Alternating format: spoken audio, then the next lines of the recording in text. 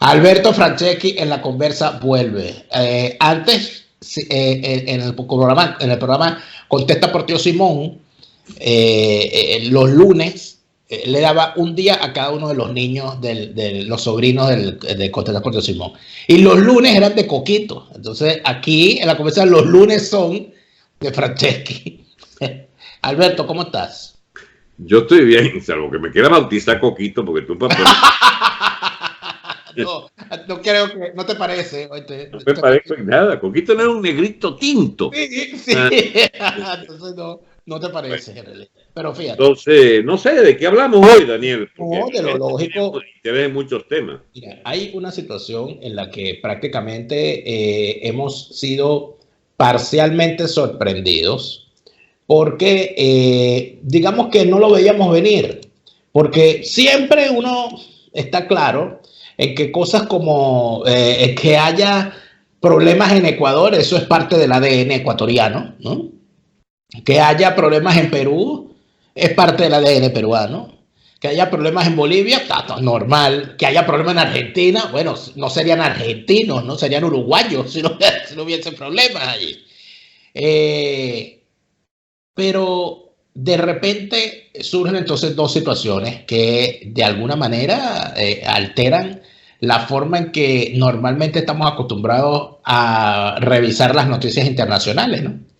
En principio, lo que empezó como un gran movimiento supuestamente independentista, pacífico, no violento y todo aquello, y reivindicativo en Cataluña, se ha convertido en una jornada de protestas callejeras de cierta intensidad para los estándares europeos. Y de la nada, cuando todo el mundo estaba viendo hacia otros horizontes, aparecen estas protestas, estos hechos vandálicos que de paso son defendidos de una forma con criterios revolucionarios en Chile, con estos actos vandálicos por el aumento insólito del ticket del metro. Yo tengo un profesor, mi profesor de alemán, que está muy al día de la cosa de Latinoamérica, y entonces me preguntaba por la cosa de Chile, porque estaba de todo eso, y entonces es difícil explicarle, porque aquí aumentaron 10 centavos de euro el pasaje recientemente, y la gente no se queja del precio del pasaje, la gente se queja del horario, porque quieren que funcione más tiempo, cosas como esas. O sea, la gente normalmente en los países desarrollados, las quejas van hacia otro lado y las protestas también. ¿Qué está pasando, Alberto? ¿Esto es orquestado? ¿Otra vez el foro de Sao Paulo? ¿O se volvió loco el mundo y aquí estamos en una dinámica, en un nuevo mayo francés, pero en esta vez es catalán? ¿Qué dices tú? Ya. Mira, el tema catalán de por sí agarraría 2 o 3 programas si quisiéramos ver a fondo. Esto es más o menos una vista superficial del tema, porque ese problema tiene un siglo y para otros tiene 3 siglos. ¿Ya? Y no hay manera de explicarlo, Daniel, me vas a perdonar unos minutos, si no es tomando la génesis histórica de este tema. El Imperio Español es hundido, entra en naufragio, si se quiere, histórico, con la invasión napoleónica en 1808 a España, a la península, y el acoso del imperio inglés, que ya buscaba la manera de desbancarlos en todas las posesiones americanas. Por supuesto, el objetivo de Bonaparte y de Francia era también quedarse con el botín de la otra España, que era toda América de habla hispana. Y bien, sin embargo, no se llevó el grueso de los intereses catalanes, que Cataluña es la zona de España que veía más bien hacia los intereses del Imperio Español, hacia Italia, hacia Turquía, hacia el norte de África. No eran propiamente una parte interesada en América, salvo en Cuba. Y cuando los americanos echan a los españoles de Cuba, Puerto Rico y Filipinas, los catalanes son los damnificados de la cosa. Parece mentira, pero eso no ocasionó mayor trastorno en el conjunto de la economía española a finales del siglo XIX, pero sí una especie de reconcomio histórico que se había engendrado por allá en 1700 y pico, y que hacía de los catalanes grandes privilegiados en la administración de todo el imperio español, pero que al ser echado el imperio desde Cuba, entonces empezaron a montar allí una especie de guerra sin cuartel contra el dominio de los castellanos. Empiezan a curucutear el tema del idioma. El catalán, como el gallego, el valenciano y sobre todo el vasco, son idiomas en el caso vasco y dialectos en el caso de portugués y ¿cómo se llama? El valenciano y el catalán con el balear son digamos, variantes de las lenguas romances que todas vienen del origen latín. Pues bien, ahí empiezan los catalanes a principios del siglo a decir que ellos necesitan unas reivindicaciones que nunca fueron necesarias hasta no verse constreñida España a la vida de la península y entonces encontrar ellos fuerzas argumentales para decir que ellos necesitaban que España no los robara, que España no los sometiera, etc. Y empiezan las reivindicaciones, pero con un añadido. Ellos recibían siempre compensaciones por esta supuesta desigualdad respecto a otras zonas de España. Y ellos son los artífices de la dictadura Primo de Rivera, por ejemplo, en el año por allá 26, 27, ¿no? Pero además son los artífices de la ruptura del Estado español con la República. Ellos incluso montan la propuesta de la República, que no era traumático en ese momento, porque bueno, con todo lo traumático que fuera, la renuncia de Alfonso XIII a la monarquía, que se va después de unas elecciones municipales que ganaron los partidos monárquicos, pero que los izquierdosos y los republicanos inventaron que, bueno, ellos eran mayoría en algunas grandes ciudades, y entonces, bueno, el tipo se acobardó y se fue. El abuelo ¿cómo se llama? De este joven Felipe VI. Bueno, resultado.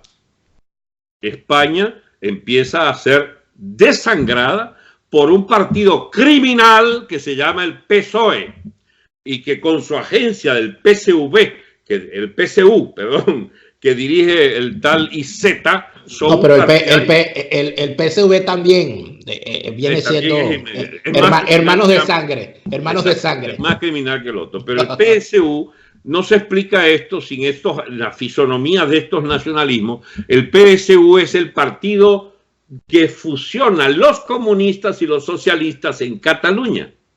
Y se transforma en una especie de tutor ideológico y político del PSOE, del resto de España, que dirige el señor Sánchez. Pues bien, surge en Cataluña ¿cómo se llama? Un panorama de fuerzas políticas distintas al resto del país, como también funciona en País Vasco.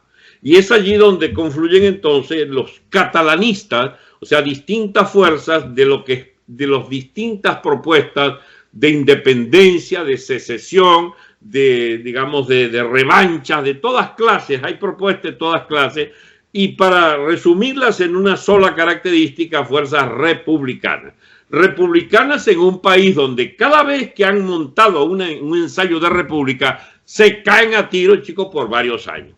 Y entonces, ese es el caso precisamente de 1831, cuando a partir de la derrota de los partidos monárquicos, la derrota que se hacen a sí mismos los partidos monárquicos, que habiendo ganado renuncia al rey Alfonso XIII, arranca la república, pero una república que combinaba personajes de derecha y de izquierda en el conjunto de España, y hay un gobierno hazaña, incluso hay una confederación de derechas autónomas que eran partidos de derecha, administrando esa república inviable, porque bueno, estaba hecha sobre la base de la fractura política nuevamente de toda España. Bien, llegan al momento en el que el año 34 se hace una insurrección obrera en Asturias, que fue la única, quizás con Alemania el 19, las sonadas de Liebknecht y de Rosa Luxemburgo, las únicas dos propuestas por una república obrera, que existen en la historia del marxismo, que como se sabe fracasó rotundamente en esto de la clase internacional del proletariado y su aspiración a ser repúblicas obreras nacionales y universales. Bueno, ahí ¿cómo se llama? En Oviedo, en Asturias, hubo entonces una insurrección comunista por una república de tipo soviética. Fracasó, hubo una represión gigantesca y también fracasó el intento de hacer eso en Cataluña. Quiere decir entonces, para puntualizar algo, ¿no? Sí. Que todo, tú sabes que yo estuve en Cataluña hace unos meses, antes de esta nueva oleada de situaciones y antes de las últimas elecciones. Y hubo dos cosas que me llamaron muchísimo la atención. Uno, el ambiente de crispación es real. O sea, el ambiente de crispación es real, no es un mito.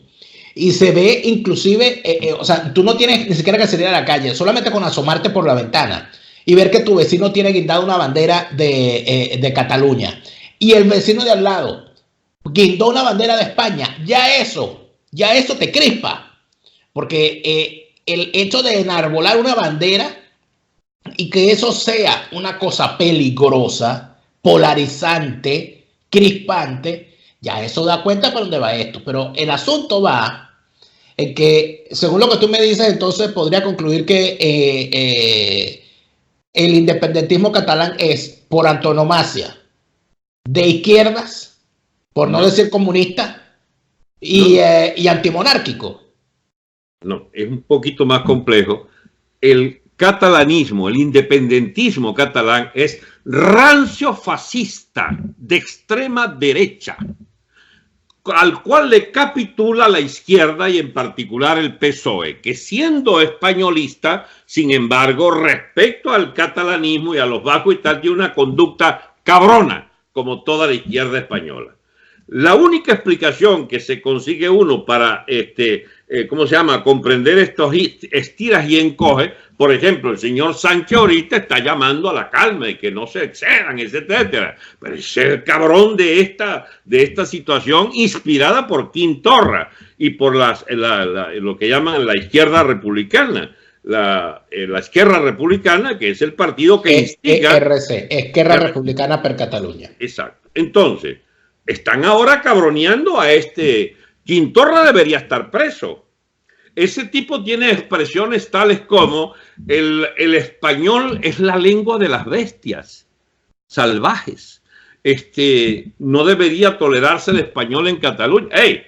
Españoles son el 65-70% de los catalanes. Son españoles hispanoparlantes y se las han ingeniado a lo largo de décadas en ir tratando de arrinconarlo. Por ejemplo, los medios de comunicación, ¿cómo se llama? Monopolizados por TV3, fuertemente financiada por los catalanistas, es una televisora que educa en el sectarismo. ¿Tú quieres saber un símil de TV3? Bueno, es BTV. O sea, la BTV chavista, imagínala, de parte de los catalanistas en Barcelona, solo que ellos, si el problema no es solo Cataluña, es que ellos son expansionistas. Ellos quieren cogerse Valencia y quieren cogerse las Islas Baleares y una parte de Aragón. Todo esto montando una ideología de derechas expansionista con ribetes nazis en esa aristocracia supremacista de los catalanes y además con esas alcahueterías de esa izquierda de Madrid y de otra zona de España que le ha permitido, por ejemplo, entre otras cosas, de cada 3 euros que invierte España en su régimen bendito de las autonomías, uno es para Cataluña, 33% se cogen estos tipos. Sin embargo, pero de alguna manera, quienes más han tenido abiertamente en su discurso el tema de la independencia catalana, inclusive recuerda que el proceso anterior, porque este es el tercer proceso que se vive. O sea, el tema de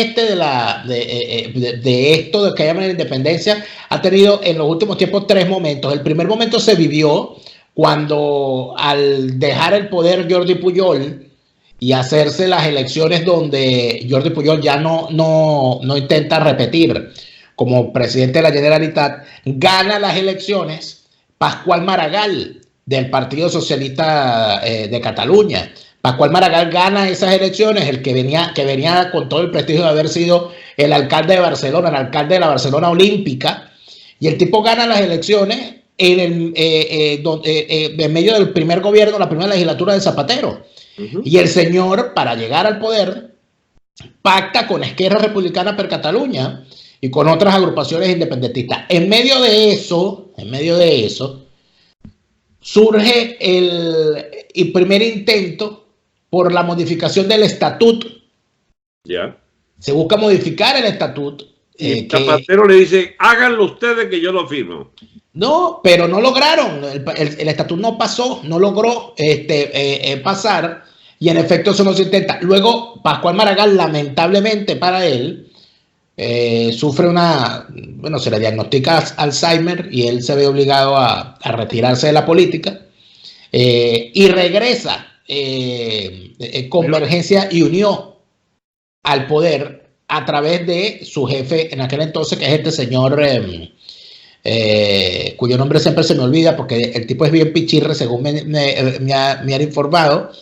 Estoy seguro que lo que nos están viendo, también lo conozco y se me acaba de olvidar. Me están pegando gritos los que están viendo esto. Este señor de Convergencia y Unión tiene la santa, que no sé ni cómo llamarlo. El tipo termina dividiendo el proyecto que fue Artur Mas.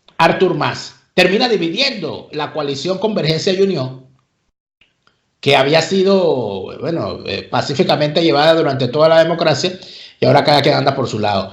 Él también hizo un intento de modificar el estatuto y de toda aquella cosa, y luego sale él del poder y llegan estos gamberros abiertamente independentistas y plantean ya de lleno y de plano que lo que tiene que haber es una ruptura completa con el Estado español y que ellos son catalanes y la independencia catalana, y se montan en todo esto.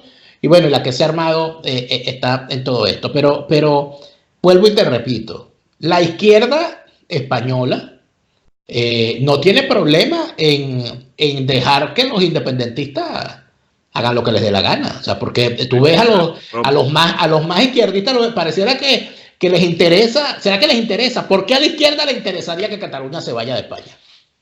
Porque hay un viejo tema de que la fractura de España interesa a no sé qué revolución en perspectiva. En este momento a Soros le interesa, a la extrema derecha, que significa el plan de los grandes financistas, le interesa reventar España, y estimulan el surgimiento, incluso no solo en España, sino en otras naciones europeas. Entonces no es contra España. La fractura del Estado. La fractura. No es contra España. Yo tengo una teoría, yo creo que es contra Europa. Bueno, y Europa no se ha dado cuenta. Sí, en el trasfondo puedes suscribir lo que tú dices, pero los que la sufren directamente, el ímpetu, digamos, se llama la vehemencia del catalanismo, son los españoles. Estamos en presencia, porque ni siquiera, por ejemplo, tú vas a la gente esta de Italia, a los de la Lega Norte, etcétera, y ya son parte del gobierno. O sea, son intereses de burguesías regionales que se hacen con coaliciones también con otros segmentos y montan gobierno. O lo que es el subordinadísimo nacionalismo, ¿cómo se llama? Bávaro, en Alemania, o los propios, ¿cómo se llama? Los del norte de Escocia, de los escoceses de Inglaterra. Siempre logran acuerdo en todos lados, pero por no hablar de Francia, que la República fue hecha, chicos, a sangre y fuego. La unidad de España nadie la discute, de Francia nadie la discute, y sin embargo hay regiones, Normandía, etcétera, que tienen intereses, o la Aquitania, que tienen intereses específicos. Pues bien, en este caso, es un tema de que por fin la izquierda consigue, es el marxismo cultural. El nacionalismo ultranza corresponde a esa versión de que hay que agitar la vaina por cualquier vía, sea por la vía sexual de la guerra de sexo, sea por la vía nacional para llevar a la fractura de las naciones y de los estados de esas naciones, sea por la vía de cualquier excusa que le permita, digamos, el continuar, el reconstituir la lucha que como no puede ser de clase, porque esa es una ficción absoluta y total, se montan entonces toda clase de ensayos de fractura. En el caso de Cataluña, ha avanzado el deterioro ¿cómo se llama? De la relación con el resto de España, porque estos locos inventan cada vez más tratar de arrinconar la mayoría española. Mayoría, repito. Ellos no eran mayoría, pero empiezan a hacerlo, o empiezan ya a rozar el 40-45% a cuenta del chantaje democrático. Porque esta es la otra cosa. Cada vez que han avanzado es porque les capitulan, y eso tiene un siglo, esa pelea. Un siglo. Cada vez que el resto de España no hace como hizo en, ¿cómo se llama? En País Vasco, decimos, vamos, orden en la pega. Y resolvieron, como ellos ya llegaron al terrorismo, que es para donde van los catalanes ahora, como ETA, la ETA fundada en seminarios, y por curas. Igual que los catalanistas estos independentistas. Eso es los monjes estos de Montserrat, allá arriba montados en su monasterio, los instigadores de esta vaina. Pues bien, como ETA fue parada en seco y liquidada como organización terrorista, los vascos se han aquietado. ¿Bien? Va a pasar igual con Cataluña. A España no la rompe nadie. Y te voy a explicar te voy a dar el dato que lo comprendí yo a partir del amigo Trevijano, que felizmente murió hace un año ya. Cuando yo le digo, pero ajá, ¿y no querrán entonces con un referéndum donde tengan mayoría, ser mayor? Y me dice, no, es que eso no puede verse así, Alberto, me dice. Ni que tengan mayoría pueden separarse. Porque habría que poner a votar los muertos y desenterrar los muertos de España y de 6-7 siglos de España que costó armar Cataluña para entonces tener derecho a la famosa libertad de decir, la libertad de autodeterminación. El único, ¿cómo se llama?, referéndum que puede devolver a Cataluña, que puede dar a Cataluña una vida independiente contra España, es que se renuncia a ser parte de la historia de España. Y esa es una historia de territorios indisolublemente unidos. Bueno, pero eso es una vaina inviable. Ese es un argumento que a mí que yo lo entiendo plenamente. Y a mí me llevó esta semana a dos conclusiones. Como ese argumento es una verdad de sí, solo para adultos, aquí hay dos alternativas. Una, o el movimiento independentista catalán entiende eso y recoge y empieza a buscar ¿cómo lo recogen? O empieza a buscar la forma de capitalizar políticamente lo avanzado para mejoras en la autonomía y posicionamiento personal y quedarse para siempre en el poder en Cataluña sin que los demás partidos ganen la Generalitat, etcétera. O se intenta romper ese concepto, se intenta ir en contra de esa verdad. Y terminamos donde terminó la América española en el siglo XIX. No, fractura de España no va a haber. Yo no estoy hablando de fractura de España, pero estamos hablando de lo siguiente. Eso que tú me acabas de decir, que discutiste con Trevijano, es exactamente el mismo planteamiento que se hacía con respecto a la América hispana. ¿Y quién te dijo que pasó de legitimidad ese planteamiento respecto a América? Pero es que el planteamiento aquí es el siguiente, que lo que está la única forma de que Cataluña, de que ese movimiento independentista logre independizarse es a través de una guerra, y yo no la veo. Por supuesto que no puede verse una guerra porque no creo que les dé el pellejo a estos haraganes de la burguesía catalana, a los supremacistas estos racistas catalanes, de que quieran ir hasta una guerra porque la pierden. Para empezar la pierden. Pero podríamos pensar que ellos de verdad lo que quieren es la independencia. ¿No será que aquí, como tú dices, esto de la revolución mundial, ¿no será que aquí lo que se quiere es que haya un escandalito en cada esquina como para que eso nos convierta a los movimientos o a los grandes gobiernos, a las grandes potencias, como como si esto fuese una segunda guerra fría, chico? Ya va. Pero es que puede disparar para cualquier lado la discusión si no recentramos el tema. Mira, lo que ellos quieren es todos los privilegios posibles que signifiquen que España les da todo lo que ellos piden y ellos no dan nada a cambio. Eso es el independentismo, sin llegar a la independencia. Porque ¿qué es la autonomía? La autonomía es un chantaje, chicos, pero sobre todo que no se sabe contra quién es, porque la propia Madrid, que se supone era la, ¿cómo se llama? La comunidad beneficiaria, es víctima de Cataluña, que tiene que pagarle, chicos, la mitad de las deudas de Cataluña. 73.000 millones de dólares, chicos, de euros tienen estos galfaros de la Generalitat de deudas no autorizadas o autorizadas por ellos mismos. Ese modo de coexistir con España siempre y cuando me pagues mis privilegios, eso tiene que acabarse. Porque sencillamente los que pagan los platos rotos son el resto de los españoles. Mira, ahí ha surgido un partido llamado Vox, V-O-X. Vox está proponiendo acabar con el Estado de la autonomía, que es la cosa más seria que hay, porque todos los problemas económicos sociales de España derivan de un Estado gigantesco de funcionarios triplicados o cuadruplicados, porque son funciones que se duplican y triplican de acuerdo a estas benditas reglas de la autonomía del imbécil Zapatero, que resolvió, chicos, que allí donde había una función de sanidad hay una segunda y una tercera funcionario de sanidad, y eso ha llevado a triplicar la función pública y por supuesto en detrimento de incluso de la ayuda social que puedan merecer algunos españoles. No, es ayuda a la clase política. Hay un gran consenso de vagos y maleantes de España que consiste precisamente en vivir todos, y últimamente le fue muy bien porque vivían de la deuda europea, de la emisión inorgánica de, ¿cómo se llama?, del euro que circula en España y que es pagado, yo, con deuda de toda la comunidad. Como bien dices, esto es un tema para toda Europa, pero en Europa hay alcahuetes de estos tipos, porque si no, no se explica cómo el Puigdemont, que arma un gran lío, Puigdemont es el jefe de los catalanistas arma un gran lío e inventa un referéndum, un plebiscito ilegal allí en octubre del año pasado, y cuando le van a echar guante se va para el carajo y los protegen, chicos, juzgados alemanes, juzgados de Bruselas.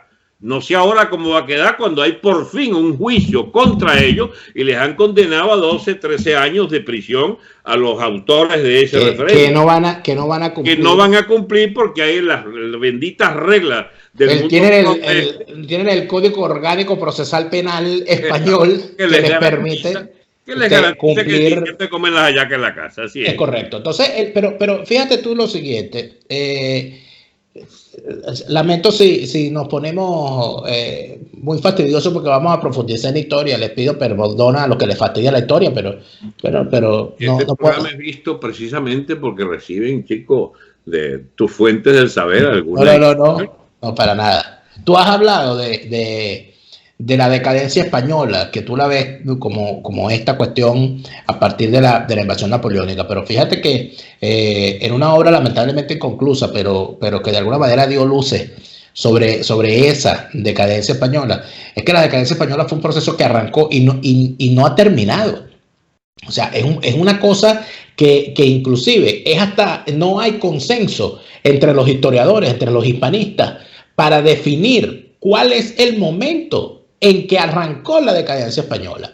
Trevor Davis la sitúa en la paz de Westfalia, luego en la paz de Westfalia y la paz de los Pirineos. Sí. Hugh Thomas habla no de la invasión napoleónica, sino de la pérdida de las colonias hispanoamericanas. Otros hablan que el gran problema de la decadencia española viene a partir del momento, a partir de la pérdida de las últimas colonias y del resultado de la guerra hispanoamericana con los Estados Unidos. Otros te hablan de que el problema viene con el franquismo, porque entonces Franco convirtió a España en un país menor en el concepto europeo, en el que prácticamente eso nunca se lograron levantar de allí. Te hablan de la guerra civil es decir, no hay un consenso en cuándo comenzó, pero donde yo creo que tiene que, o sea, porque es que la evidencia es que sea cuando haya comenzado, no ha terminado. O sea, España siempre puede trepidar, España siempre se puede ir más abajo. Nadie se esperaba esto. O sea, en una España que ha disfrutado de la democracia, en una España que ha disfrutado de la ventaja de formar parte de la Unión Europea. Mira, que te lo dicen los jóvenes españoles que he conocido yo aquí en Alemania. Jóvenes españoles que, bueno, que no tienen trabajo en España y son un poquito más listos que otros, y en vez de quedarse viviendo del paro y de la seguridad social en España, deciden, bueno, me voy para Austria, me voy para Suiza, me voy para Alemania, y logro. O sea, estamos hablando de que se vino abajo España y puede caer más, Alberto. Ha abierto 10 discusiones. Todas interesantes de participar, esto es apasionante como tema. Adelante, tenemos tiempo. Porque este es un país con historia real. Sin duda. Entonces, esto no es una triquiñuela de unos habladores de pendejera. Aquí hay gente que ha elaborado sobre esos temas que tú estás planteando. Y por cierto, me sonaron todos extranjeros, lo de Hugh Thomas, el otro. Porque los grandes hispanistas, parece mentira, ¿no? Ese es el problema. Los grandes hispanistas. Es parte del problema. Los grandes hispanistas no son españoles. Tienes a Trevor Davis, que era inglés, a Hugh Thomas, que era inglés, tienes a John Lynch, que era inglés, tienes a Pierre Cardin, tienes centenares. Te voy a decir una mamá de gallo. Pierre Cardin es el de la ropa. Mira, Daniel. A ver, el imperio español es el imperio de mayor vocación universal que ha conocido la historia. Heredero del imperio romano. No estaba calculado para fenecer o para perder. Era un imperio que sí entra en contradicción porque en algún momento la vocación de ir cada vez más allá encuentra los límites de ¿qué? De otro imperio concurrente que es el imperio inglés. Y entonces empiezan los frenazos. Ahí y ya viene entonces una historia que sería largo explicarla. No es largo, no es por lo largo, sino por lo complejo que le agregaríamos como tema acá. El último de los temas que sería este catalán, yo no solo podía compartir contigo, sino con muchos otros la tesis, de que el tema del desmembramiento del imperio efectivamente no ha terminado porque Cataluña es parte del mismo tema. A saber, no solo Cataluña, País Vasco, gallegos, etcétera, hasta los murcianos hace 15 días hacían una declaración, Murcia también requiere de su identidad propia, que no sé qué vaina. Pues están locos todos. Hay una tendencia natural en la historia española a lo que se llama el cantonalismo, porque hubo una guerra de cantones incluso allá en la época de Cartagena, 1780 y pico. Pero volviendo al tema, la historia del imperio, como cualquier otro imperio, tuvo un auge, digamos, una enormidad ¿cómo se llama?, de ventajas ser parte del imperio. Es más, Daniel, nosotros existimos gracias a la existencia del imperio español. El que no formó parte de un imperio es una tierra marginal y, digamos, ignota, que nadie se ocuparía de su existencia porque sencillamente casi que no merecen existir la gente que no haya pertenecido al imperio. Fuéramos un temita antropológico, ¿bien? Tú sabes, por ejemplo, cuál es la suerte de Botsuana, está ya enclavada en Sudáfrica, porque hay otra cosa, es ser de qué imperio, porque esas tierras, Botsuana, Sudáfrica y el otro que eran parte del imperio británico, fueron esquilmados por los británicos. España no esquilmó América y eso es una discusión pendiente. España cofundó la prosperidad ¿cómo se llama?, de América, haciéndola parte de lo que se llama la replicación de las instituciones del imperio español. Nosotros teníamos iguales privilegios y derechos de cualquier provincia de España y teníamos, por la nacionalidad española común, teníamos una capacidad igual que cualquier catalán, vasco, lo que fuere, para ser parte de lo que era para entonces, te estoy hablando del siglo XVIII, una parte de una economía muy próspera, estable, regida por la moneda común que era el real de A8, que circulaba hasta en China. O sea, México nunca fue más grande y más poderoso que como la Nueva España. Primero porque tenía el doble del territorio actual, porque la mitad se lo agarraron los yanquis, pero además porque era una economía bioceánica, era el galeón de Manila, el chico iba y comerciaba con el Pacífico allá extremo y era el cruce de ambos océanos, una economía privilegiada minera con Guanajuato como centro de la caza de la seca de la Casa de la Moneda para todo el mundo, igual que Potosí, que era la otra gran seca, Casa de la Moneda para emitir el real de A8, que mira, era más fuerte que el dólar y más estable durante 3 siglos. Fuimos parte de esa economía basada en esa moneda del imperio. Bueno, todo eso se va al demonio, entre otras cosas por causas absolutamente, digamos, fatales de la bendita invasión napoleónica. Entonces, lo de la decadencia de España, bueno, a menos que entremos en la discusión de si el reinado de los Borbones sustituyendo a los Austrias allá en 1700 y pico es ya el inicio de esa decadencia, pero en realidad España era una nación pujante a finales del siglo XIX, incluso comparado con Francia, que era una sociedad llena de toda clase de problemas por el terror jacobino de la Revolución Francesa, era una sociedad en disolución, y sin embargo España, bueno, no tenía pues ese proceso de la guerra civil que se dibujaba en Francia y que terminó siendo el campo de batalla de todos los imperios europeos. A lo que iba. La guerra de independencia está allí mismo, vista históricamente, y nosotros que éramos España, porque esa es la otra estupidez que acuñó el chavismo, de que la opresión española y los indígenas que eran, ya va chicos, nosotros no éramos colonia española, éramos España. Todos los países de América hispánica eran parte y los indios eran los principales privilegiados, por cierto, sometidos a toda clase de iniquidades con la generación que logra la independencia. Incluso los negros pierden posiciones porque la esclavitud que la abolió, que no la quería España, chicos, es mantenida y desarrollada con las élites independentistas.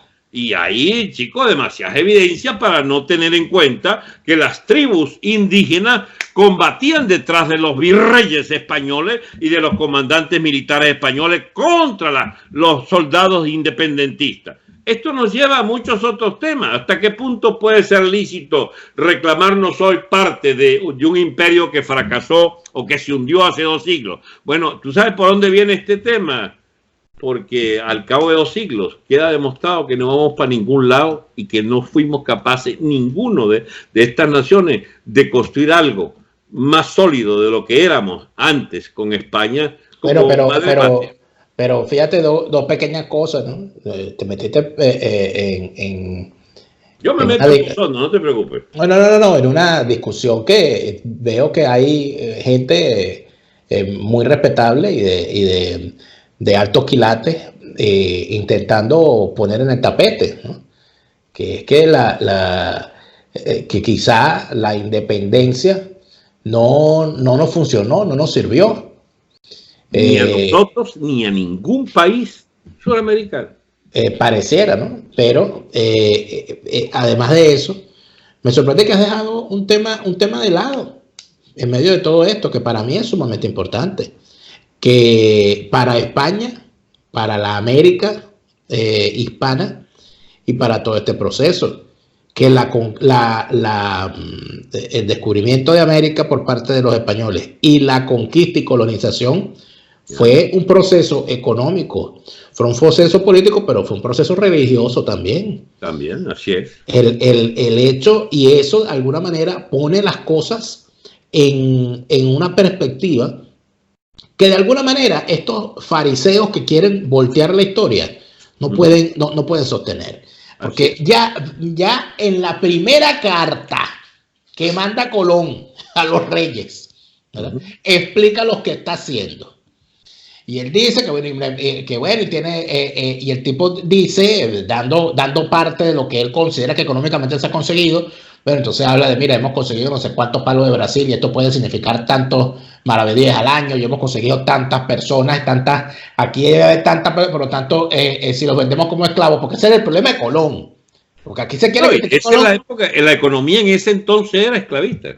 Pero Colón era un esclavista de mierda, eso hay que decirlo. O sea, él en particular era un esclavista de mierda. Era un esclavista. Cosa que no lo dice, fíjate, entre la gente que caía Colón, que podía... Pero la corona católica no era esclavista. Como corona sí era esclavista. Pero cuando Colón dice en su primera carta que, bueno, que aquí hay tantas personas, mire, si esto lo comercializamos en el mercado de esclavos, esto van a ser tantos. Aquí hay un billete. Aquí hay un billete, si el tipo lo dice, el tipo hace el cálculo, porque era un buen comerciante, dice, esto significa tantos maravedíes por barco, ¿no? Al año y tal. Yeah. Y la reina Isabel, ¿no? Que no por nada le decían Isabel la Católica, era una fanática religiosa, entendiendo el concepto de derecho establecido, fíjate hasta dónde se llega. Un momento, el mandato que se le dio fue de que las tierras que consiguiera esa gente que está allí, ¿qué son? Son mis vasallos, porque esas tierras son mías. Y entonces, ¿por qué el almirante pretende que va a esclavizar a mis vasallos? Entonces, él no puede esclavizar a mis vasallos. Y por esa razón es que no hay aunque hubo unas cuestiones bien feas, yo creo que la historia, y qué lástima que ningún novelista la ha agarrado o algún guionista, la historia del cacique Guarionex, que fue llevado de las islas del Caribe esclavizado y murió en España porque no aguantó el clima. Y el único pecado de Guarionex fue haberse alzado porque le robaron la mujer. Uno de los conquistadores. Fue una cosa. Eso va a conseguir en toda América y terrible, terrible. Pero no un proceso bucólico, eso fue un proceso accidentado de dominaciones, de clasicidades también. Y que te lo vas a conseguir en los procesos de conquista de todos los momentos de la historia de la humanidad.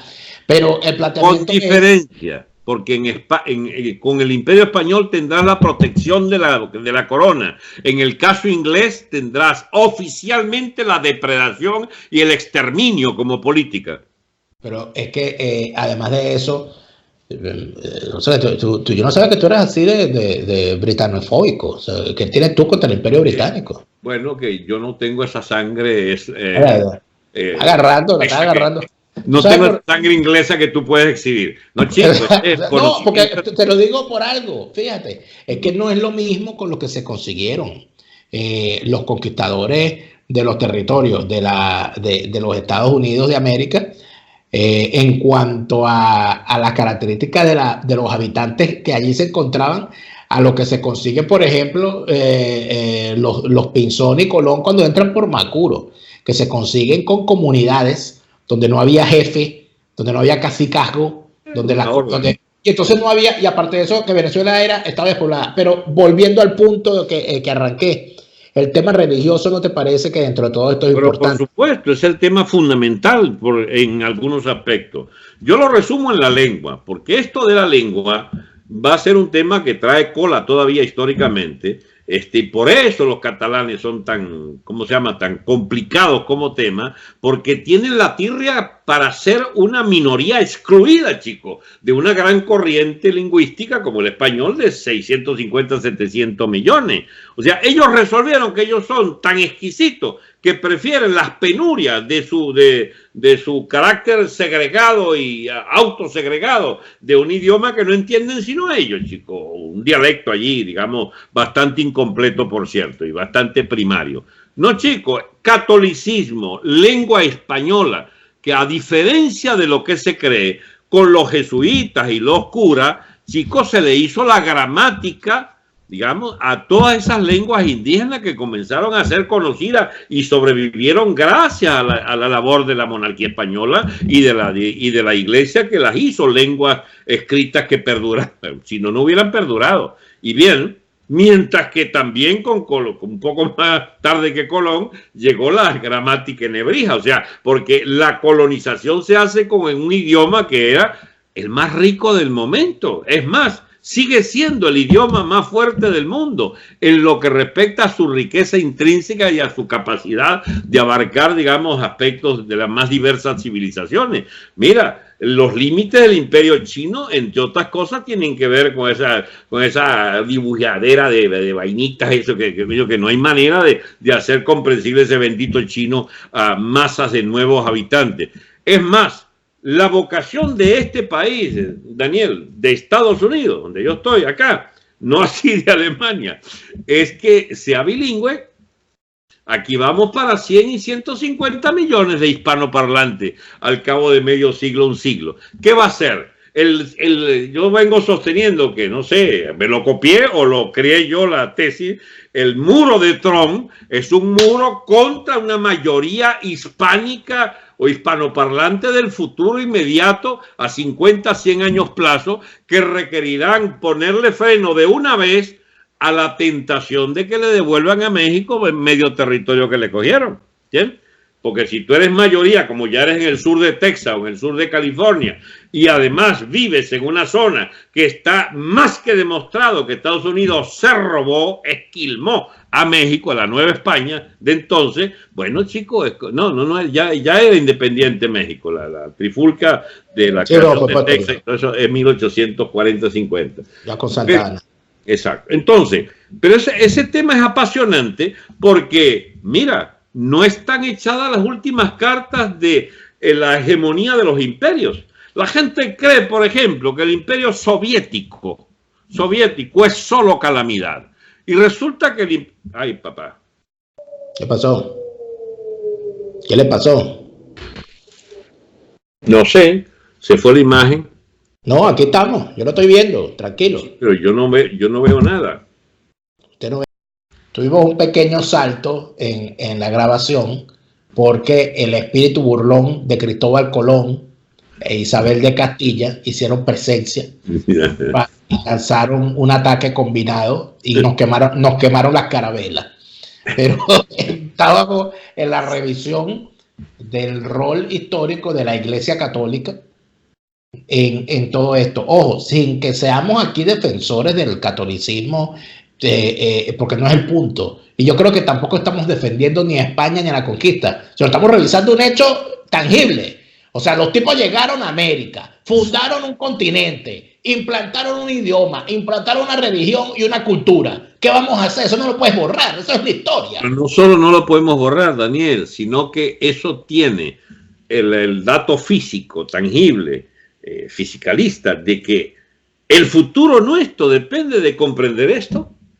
Porque no creas tú que está resuelto el tema europeo con el tema islámico. Nosotros somos los únicos, con España a la cabeza, que estamos vacunados contra esa religión, chico, bárbara, ¿cómo se llama? De la Guerra Santa y de amputar a las mujeres de su clítoris, chico, y además pretender que, ¿cómo se llama? Que sean sojuzgadas como una especie de seres de segunda. Porque es que sigue sin entenderse. Estas causas que agarran los izquierdistas es rarísimo. Tú ves que los izquierdistas son proislámicos ahora. El imbécil Maduro no resolvió hacerle propaganda y el propio Chávez a que, bueno, el futuro es islamista. Ya va, pendejo. España echó a los islámicos de la península y fundó un imperio basado en el catolicismo universal. Nosotros no somos ajenos a que ahora vengan, como dijera Warren Boumediene, conquistaremos Europa por el vientre de nuestras mujeres. Ya, si no entienden los europeos que van a un serísimo problema. Mira, antes de mediados del siglo habrán guerras civiles en Europa. Guerras civiles y guerras de exterminio. Fenómenos de fascismo y de nazismo contra comunidades que si no se acoplan a la cultura local, van a desgarramientos territoriales en la propia Europa, con el tema de estas mayorías musulmanas en varias ciudades y zonas de esas ciudades europeas. Francia, salvo el tema catalán, que fíjate, una vez más salen de asomados y de locos los tales supremacistas catalanes, ellos prefieren al inmigrante moro, chico, al inmigrante árabe, que no era una papa español para entonces inducirle al dominio de, ¿cómo se llama?, al manejo del idioma catalán, para que no sean españoles los que vayan teniendo un peso. Eso no tiene, pero eso no tiene, yo ahí puedo decirte algo, eso no tiene futuro. No tiene. Cataluña no tiene futuro. Si sigue planteando el asunto en los términos en que lo está planteando. Bueno, y fíjate, como lo plantea, lo que yo puedo hablar de nuestra gente de Vox, que es una gente muy seria, que lo que está pidiendo, de paso a arreglar el tema de la disgregación española, reventar esta herencia de la estupidez zapaterista del Estado de la Autonomía, que viene de la propia transición, ojo, porque eso es la transición. Está bien que toleres una cierta autonomía. Que algo importante es esto. Recuerda que cuando se hizo el estatuto o la España de las autonomías y todo lo relacionado a ese concepto dentro del nuevo marco constitucional hecho luego del franquismo, los partidos nacionalistas, en especial el Partido Nacionalista Vasco, votó en contra, se opuso, no lo votaron, porque para ellos eso era muy poco. Claro, ese es el tema. Ahora, contradictoriamente, para que sigamos echando leña al fuego, tú sabes, bichos franquistas hasta los tuétanos, los catalanistas. ¿Qué tal? Ellos eran el pilar del franquismo en toda una etapa. Para darte un dato anecdótico, el Barça le mandó, Vaina le mandó 4 o 5 grandes premios a Franco, chico. El club de fútbol de Barcelona de fútbol. Pero fíjate algo, y por qué te digo yo que entre otras cosas no tiene futuro. El momento en el que llega el movimiento independentista catalán, estalla en un momento en que hay una juventud europea reaccionaria frente a movimientos de este tipo, y explico por qué. Por un fenómeno que ha causado unas consecuencias que una gente no preveía y no calculaba. El Brexit. ¿Qué pasa con el Brexit? El Brexit ocurre, la gente pensaba que eso no iba a ocurrir, que no se iba a ganar ese referendo, y termina ganando la opción de salirse de la Unión Europea. La consecuencia que eso ha causado es una reacción de la sociedad, de los jóvenes ingleses, que son los principales damnificados por esto. ¿Por qué? Porque el joven inglés era un privilegiado en Europa, por una cuestión básica. Porque como su idioma era el inglés, se podía ir tranquilamente después de graduarse en una buena universidad en su país a trabajar a Suiza, a trabajar a Noruega, a trabajar a Suecia, a trabajar en Frankfurt, que es la ciudad financiera, una de las ciudades financieras principales de Europa, sin la barrera del idioma. O podía además, mira tú esto, ¿no? Irse, después de terminar su secundaria, venirse a Alemania, irse a a muchos países de Europa a estudiar en su propio idioma, a estudiar en inglés, una carrera completa. Entonces, ¿qué está ocurriendo? ¿Por qué? Por la movilidad, porque tú te puedes ir tranquilamente, no necesitas una visa, no necesitas mayor cosa, llegas, te empadronas, buscas un alquiler, te inscribes a la universidad, etc. Eso y el hecho de poder trabajar donde quieras en Europa, estudiar donde quieras en Europa, hacer este maravilloso programa de intercambio que es el Erasmus, que te permite cursar 2 semestres de tu carrera en cualquier universidad del resto de Europa, y eso te sirve para nutrirte, por supuesto, a un nivel interesantísimo. Eso se acabó.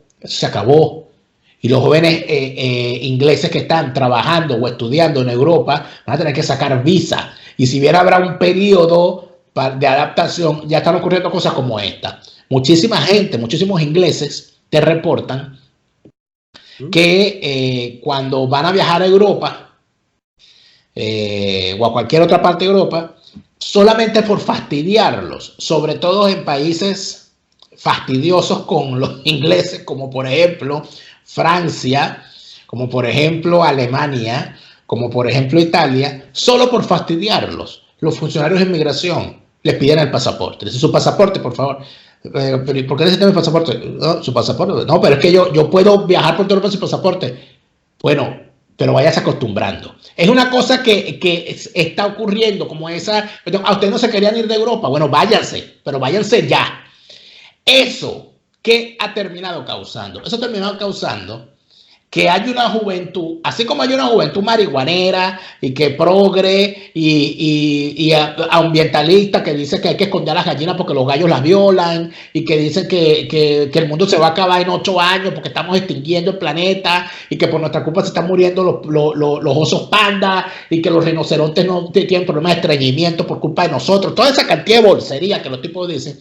Hay otra juventud, ¿verdad?, que yo la llamo reaccionaria, no por el término comunistoide de llamar reaccionario a todo aquel que no es comunista, sino, aunque el planteamiento es que esta gente está reaccionando frente a una disminución de su condición. Les están quitando el derecho a ser europeos y los están devolviendo a su país adentro de su frontera. Imagínate tú que has resurgido, y esto es una cosa insólita, las consecuencias del Brexit, que Irlanda del Norte, los independientes, que ya esa gente se había pacificado, habían enterrado los niples, las molotov, los fusiles. Entonces dicen, aquí nosotros ahora no vamos a ser europeos.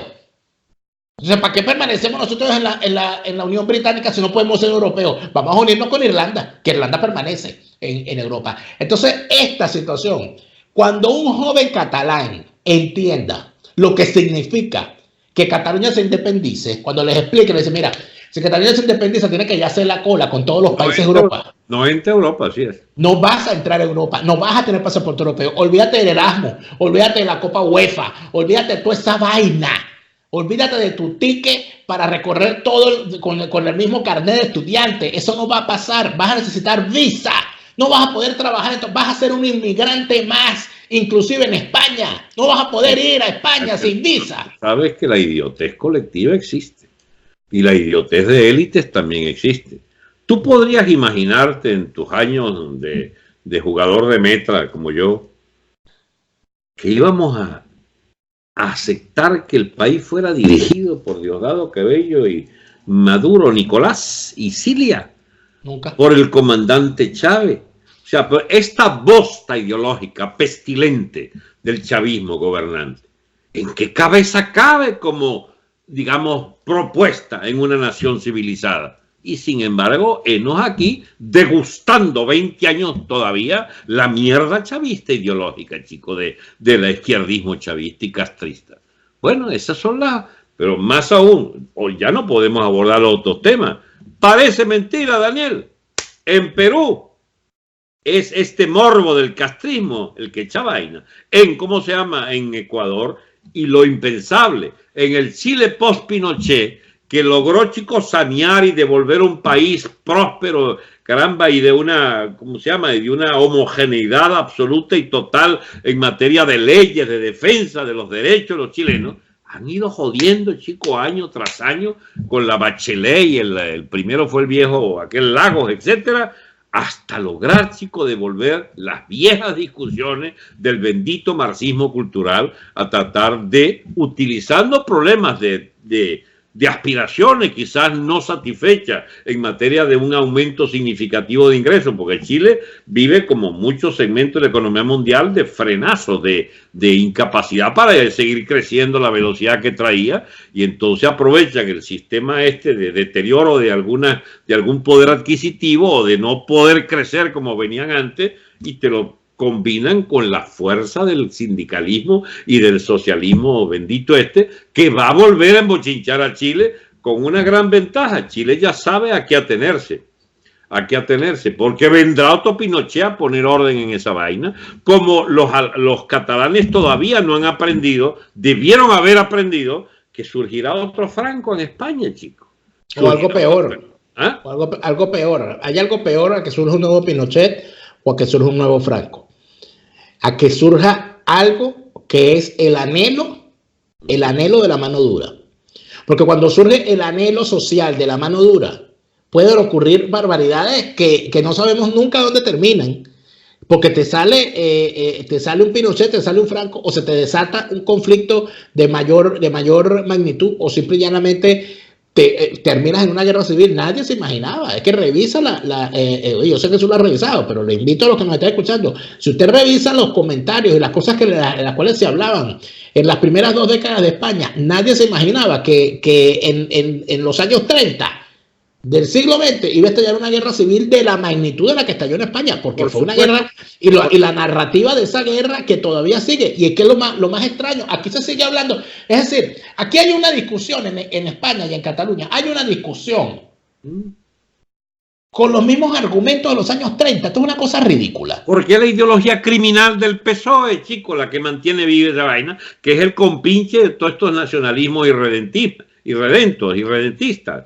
¿A dónde crees tú? ¿A dónde crees tú que termina esto en Cataluña? Sin ánimo de caer aquí en pronóstico, pero por el camino que va, tú esto le das mayor tiempo. Tú agregaste un elemento que es muy, efectivamente puede ser posible. Primero viene una resistencia de la población al engendro nacionalista, van a ser el terreno fértil para que se imponga una mano dura desde España. Solo que no es solo Cataluña, porque es la disgregación. Escucha, Cataluña es el inicio de la locura colectiva en cuanto a las benditas reivindicaciones regionales y cantonales. Ese morbo en el cantonalismo y en la maldita manía de querer federar. ¿Pero por qué vas a federar una nación que ya había superado la fractura interior, chicos? Porque España, si hay un país integrado con una prosperidad de conjunto para todos sus habitantes, sí, tienen otro problema que no los tocamos hoy aquí, y es que para lograr su unidad con Europa, España sacrificó fuertes segmentos de su propia economía, y el responsable de esa vaina, por cierto, fue Felipe González. Desmanteló industrialmente a España, chicos, para hacerla potable a los intereses alemanes y franceses que le impusieron el modelo bastante parasitario solamente de aspirar a vivir del turismo y de la industria turística, que, bueno, un país de mesonero, pues yo no voy a exagerar. España tiene todavía una gran fibra de economía productiva, pero efectivamente fue relegado por el interés de los grandes, ¿cómo se llama? Industriales franceses sobre todo y europeos.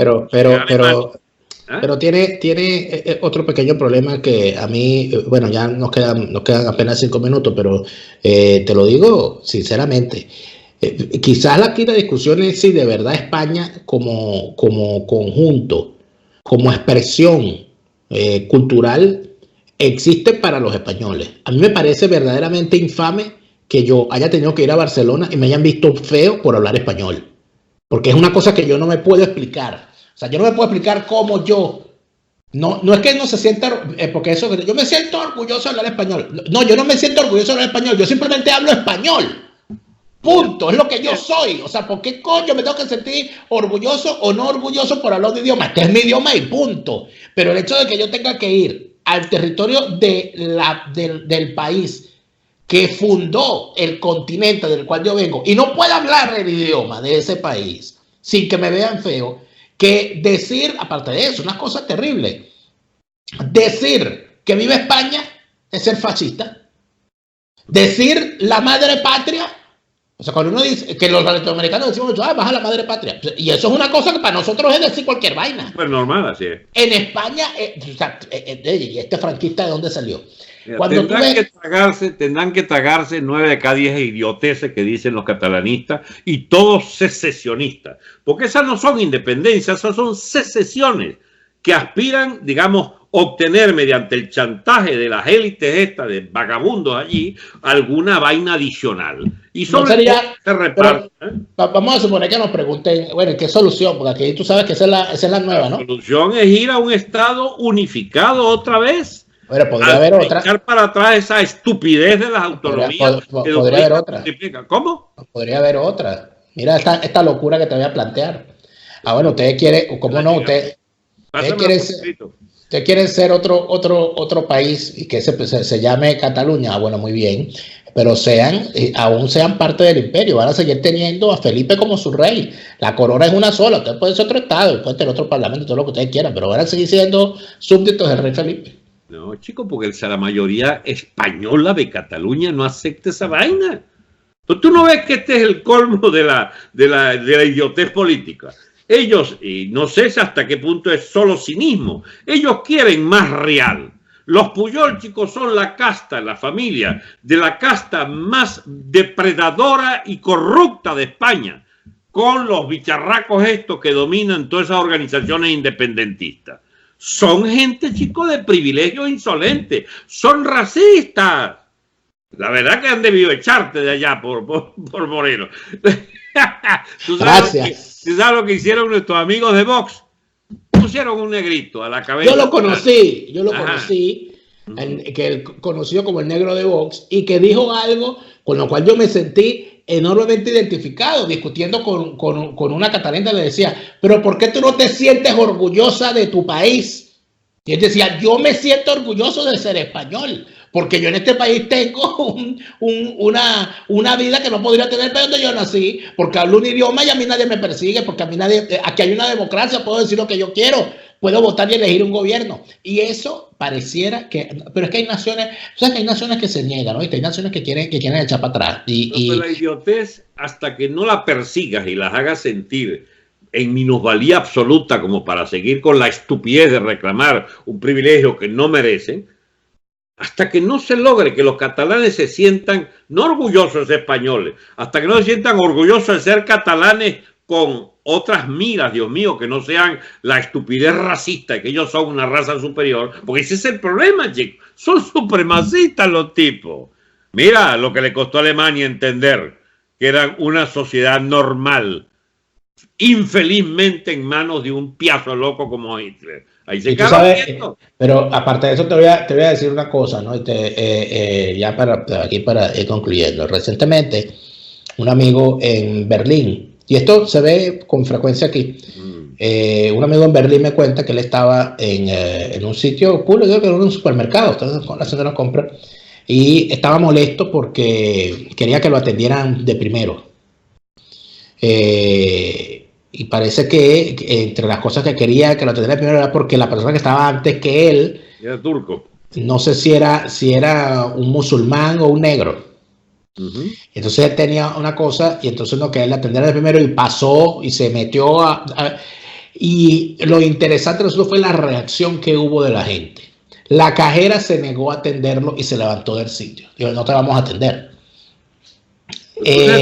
¿Por qué la gente que son ilegales, los nazis son ilegales y los comunistas también? La gente empezó a gritarle fuera al hombre y el tipo dijo, se atrevió además a decir y le fue muy mal, dijo, porque alguien le dijo nazi y él dijo, yo sí soy nazi, ¿y qué? Bueno, lo sacaron a empujones al nazi Bueno, sí le va a pasar a los catalanes esto. Pero ¿qué es lo que ocurre? Que esto pasa en un momento en que hay todo un movimiento en esta sociedad de preguntas, porque en esta sociedad la gente se pregunta las cosas. La gente dice, ¿por qué pasó esto?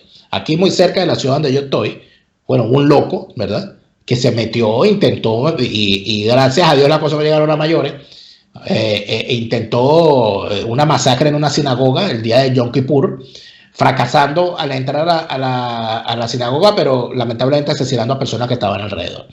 Entonces la gran pregunta que se hace la gente y se hace la sociedad, y se la hacen con gran preocupación, dice, hemos pasado 70 años desinfectando nuestra sociedad. Programas educativos, persecución, acción policial, acción cultural, programas de memoria histórica, visitas a los sitios históricos. Hemos renovado todo lo que hemos podido renovar. ¿Y por qué siguen surgiendo estos locos? ¿Por qué estas cosas siguen en la sociedad? Y hay como una conmoción nacional, más allá de los muertos y todo eso, que también por supuesto siempre va a conmocionar.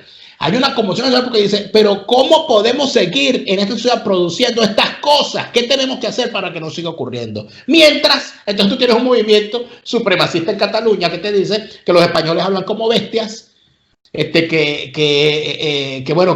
el rey esto y lo otro, que España, aparte de eso, con unas mentiras históricas, planteando cosas que tú dices, bueno, pero ¿y esta gente o sea, a qué juegan, no? Bueno, y entre todo esto tengo que decir, dentro de todo esto tengo que decirte que me agarraste con la guardia baja, con lo de Pierre Cardin, porque en efecto no es Pierre Cardin, es Pierre Vilar. Y siempre me confundo, cuando voy a nombrar a Pierre Vilar, siempre termino nombrando Pierre Cardin, que es la marca. Pero quiero decirle a la gente, lo que creo que es interesante, ¿no? Que hay una historia corta de España, pero corta y ¿cómo se llama? Concentrada, como para el que está desprevenido con respecto a la historia de España, entra allí en la historia de España de Pierre Vilar y se va a encontrar un interesantísimo intento de revisión completa en pocas páginas y con un lenguaje que permite... Y si quieren una actualización de todo eso, agarren algún discurso de Abascal, de Santiago Abascal, o de Ortega Smith, y rapidísimo van a entender que el drama de España es el drama de tener décadas, ya van para 4 décadas, detrás de soluciones absolutamente fantasiosas que incluyen el izquierdismo y el marxismo cultural, etcétera, que tomó por asalto la cultura española y la ha convertido, sí, es un país muy próspero, es la 10ª economía del mundo, el estado de bienestar, chico, pero tiene esas cosas, pues ese subsidio masivo al desempleo, por ejemplo, que te evita ver frente a ti una sociedad que se hizo problemática por sus carencias inducidas por la bendita pacto con Europa. Pero hay muchos otros temas que pudieran hablar ahora, pero lo central que pudiera conservar, la enorme utilidad que para mí tiene una conversación contigo en esto, es que primero que estamos en sintonía sin haber jamás hablado de esto. Segundo, Daniel, que de verdad las soluciones para España van a ser mucho más sencillas que las que le tocan a estos alemanes que tuvieron que pasar el hacer carne lo que fue el desastre gigantesco contra lo civilizado alemán, que fue lo del holocausto y la guerra hitleriana. Hay una cosa así en el ADN alemán que aprovecho, no porque crea pie juntilla en esto, sino que este problema alemán viene de más lejos, Dani. Viene de aquella famosa frase de Martín Lutero, que ardan las sinagogas. No es posible concebir el holocausto antijudío sin esa raíz del protestantismo, de la reforma de los príncipes alemanes que hicieron perdurar 2 siglos adicionales al feudalismo alemán, y que contra la España católica, que era un modelo de desarrollo y de tolerancia respecto, y que sin embargo tenía su Inquisición, una Inquisición que son 2.000 o 3.000 cepillados que hubo en esa Inquisición, pero no los 200.000 o 300.000 que hubo en Francia o en Inglaterra, y si quemaron 100 brujas en España, bueno, en Inglaterra y en Alemania quemaron 6.000 o 8.000 brujas. O sea, momentico, estamos hablando en el lenguaje ya de las inequidades de las famosas leyendas negras que han hecho de España una víctima, chico, porque bueno, otros les interesó esa leyenda negra. Pero hay un movimiento muy importante, aprovecho para recomendar las lecturas del amigo Iván Vélez y de la señora Elvira Roca Barea, que son precisamente la punta de lanza de toda una propuesta de recomprensión de la historia española a partir de, ¿cómo se llama?, erradicar la leyenda negra que han venido cultivando todos estos aprendices, chicos, todos estos chavistas españoles. Mira, es que hay cosas que hay que revisar. Sin duda. Hey, Daniel, una preguntita. Mira la provocación que te voy a hacer de despedida. ¿Tú estás seguro de que el chavismo no está en sintonía perfecta con el bolivarianismo? ¿Con cuál bolivarianismo? El de Bolívar. No entiendo la pregunta. Hay temas que se nos vuelcan, que se nos vienen encima como para aplastarnos, que no están resueltos entre nosotros. La lucha de la independencia, ¿por qué es reivindicada como es reivindicada truculentamente por el chavismo? Para decir además que el español es racista, que protegía a los esclavos, ¿bien?, y ponen al tonto ¿cómo se llama?, de capirote del negro Aristóbulo, a hablar de la afrodescendencia y tal, la afrodescendencia, defendiendo, chico, la independencia, que no era precisamente un dechado y un modelo, chico, de integración social. Tú como yo sabes que las tropas de Boves eran de pardos y de esclavos, chico. No, ¿Por qué peleaban? ¿Por qué peleaban los indios del lado? ¿Por qué peleaban los indios del lado de los virreyes peruanos? Se ha ocultado y de una forma bastante burda durante, bueno, ya 2 siglos, el hecho de lo que planteó Vallenilla Lanz. Eso fue una guerra civil. Cuando tú revisas las cifras, hay un joven historiador venezolano, al cual no me canso de recomendar, que es el Francisco Alfaro Pareja, con su libro, para mí, fundamental para entender todo esto, llamado La historia oculta de la independencia de Venezuela. Alfaro Pareja allí revisa cifras y muestra cifras con una cosa como, por ejemplo, el decirte que más del 50% de los componentes del ejército realista que peleó la batalla de Carabobo eran blancos, eran venezolanos, nacidos en Venezuela, blancos, criollos, pardos, negros, indios. Es decir, que no era que el ejército realista eran españoles que llegaron en unos barcos para que no se llevaran las colonias. No. Había una guerra civil en desarrollo de la cual te hablan todos los historiadores que han manejado el asunto del apasionamiento nacionalista. Te lo dice. 2 siglos. ¿Y por qué tuvimos 2 siglos ocultando eso, Daniel? No tuvimos 2 siglos ocultando, lo tuvimos 2 siglos pasando por encima de esa realidad, porque Vallerenala lo escribió al principio del siglo XX. John Lynch, cuando te habla de su capítulo de las guerras hispanoamericanas, te dice que la clave no está en el sistema educativo, la clave no está en las verdades oficiales de los partidos de la cuarta o de toda mugre. Un momento, no nada más de los partidos de la cuarta. Y te has sublevado.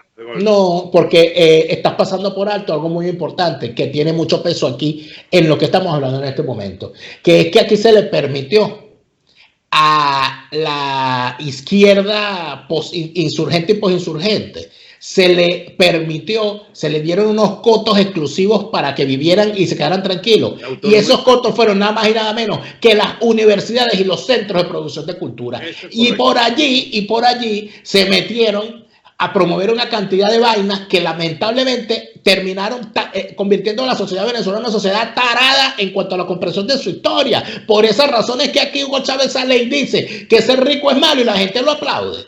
La gente dice, ¿verdad? Porque los ricos son malos. Por esas razones que aquí salen hablando de Simón Bolívar y regalar la espada de Bolívar y todo el mundo quiere, tú le propones a Dios, mira, vamos a cambiar todas las plazas Bolívar, le vamos a poner el nombre del prócer civil de la zona. Todos te van a decir que no, pues no, ¿por qué? Aquí tú sales y hablas y dices que Antonio José de Sucre, su muerte no fue lo que han, la frase que ha popularizado, ay, Caín matando a Abel en América, el Abel de América, sino una venganza por el rol que Antonio José de Sucre tuvo en la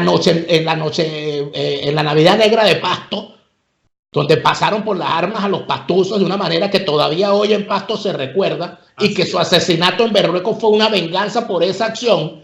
Cuando aquí no se revisa lo que ha revisado ya el profesor Agustín Blanco Muñoz en un artículo muy bueno que escribió en el año 2014 a propósito de la salida, diciendo que nosotros hasta cuándo vamos a reivindicar a un asesino serial como lo era José Félix Rivas.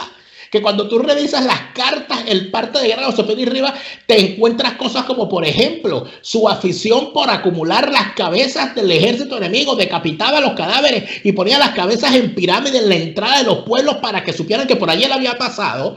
Cuando tú no revisas todo lo que has revisado de la vida cotidiana de los próceres, la historiadora Inés Quintero, el historiador Tomás Estraca, el historiador Alfaro Pareja, el propio Agustín Blanco Muñoz, mostrando la historia violenta de Venezuela. Cuando no se revisa eso, te das cuenta entonces que glorificar y mantener glorificado un periodo que fue, como no, un periodo histórico que no podemos negar, eso ocurrió y ya, pero colocar entonces, decirle a los jóvenes que tienen que seguir el ejemplo de José Félix Rivas, es una canallada.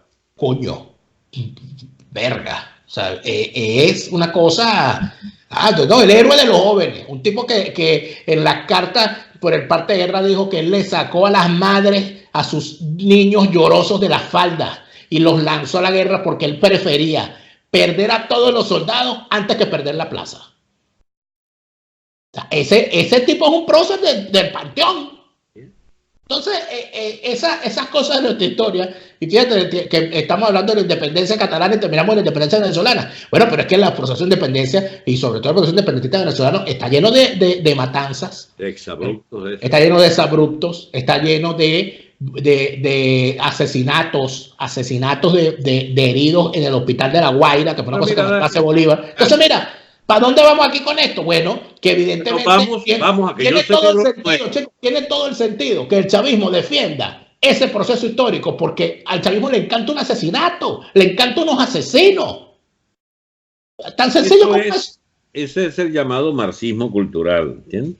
Esa es la bendita búsqueda incesante de un conflicto, digamos, de un antagonismo, de una mitología sobre lucha de clase, etcétera, que no hay manera de agarrarlo, sino, chicos, denunciando estos exabruptos que estamos. Ahora una cosa, Daniel, yo celebro que nuestro margen de coincidencia, para mí, crece enormemente. ¿Qué vamos a hacer con estas coincidencias, querido Daniel? Tú no me vas a meter a mi adeco después de viejo. Oye, tengo que retomar el alcohol cuando hable contigo, porque esto va a terminar mal. Me pongo a tomar té y entonces me quedo demasiado sensato. Mira, Daniel, todos esos temas están efectivamente relacionados. No todos con todos, pero muchos con otros muchos. Muchísimo. Y bueno, yo creo que hay que seguir esta labor aparentemente, ¿cómo se llama? Sin éxitos visibles. Pero yo no conozco otra vía que volver a explicar todo otra vez. Es que yo creo que no queda más remedio. Yo creo que por lo menos a nosotros lo que nos toca por los momentos. Alberto, gracias por esta conversa. Ok. Hasta el próximo lunes. Los lunes son de Franceschi. Hasta pronto. Chao.